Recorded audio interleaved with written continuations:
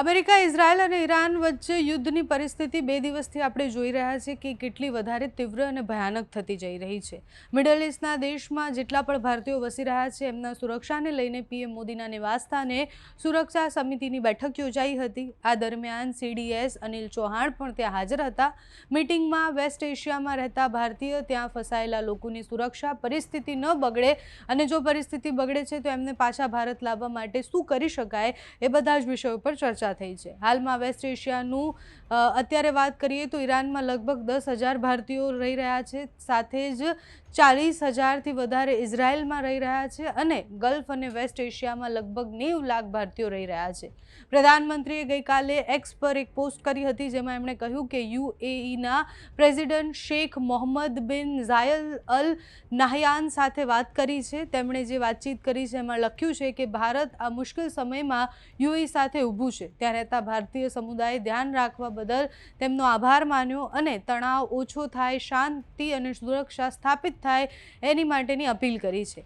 ખામેનીના મોત પછી ઈરાનમાં 40 દિવસનો રાજકીય શોક આપી દેવામાં આવ્યો છે। 7 દિવસની રજા જાહેર કરવામાં આવી છે।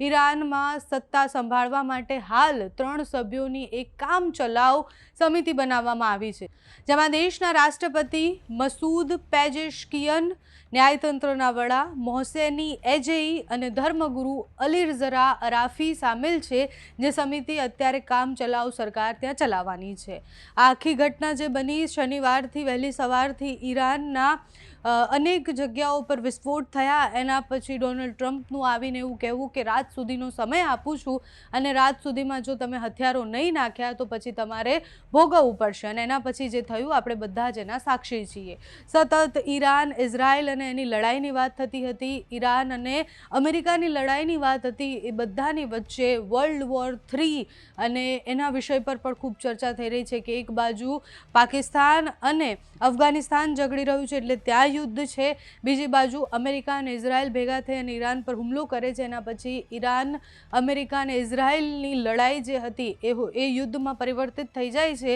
ડોનાલ્ડ ટ્રમ્પનું સતત આવી અને પોતાના ભાષણ અને ટ્વીટ એ ટ્રુથ સોશિયલ પર જે લખતા હોય છે એના પછી સ્થિતિ જે વણસી રહી છે એ ખૂબ ભયાનક છે। ભારતમાં અનેક જગ્યાઓ પર વિરોધ પ્રદર્શન થયા, એના સિવાય પાકિસ્તાનમાં વિરોધ પ્રદર્શન થયા અને ખામેનીના મૃત્યુ પછી જેટલા પણ ઇસ્લામિક કન્ટ્રી છે ત્યાં બધી જ જગ્યાએ અત્યારે વિરોધ પ્રદર્શન થઈ રહ્યા છે। ભારતના હૈદરાબાદથી લઈને કશ્મીરથી લઈને પાકિસ્તાનના કરાચીમાં બધી જ જગ્યાએ વિરોધ પ્રદર્શન થઈ રહ્યા છે। તમારું આ વિષય પર શું માનવું છે અમને કમેન્ટ્સમાં જણાવજો। અત્યારે આ વિડીયોમાં બસ આટલું જ। જો તમે અમને યુટ્યુબ પર જોઈ રહ્યા હોય તો સબસ્ક્રાઈબ કરજો, ફેસબુક પર જોઈ રહ્યા હોય તો ફોલો કરજો, અમારા વિડીયોને લાઈક અને શેર કરજો।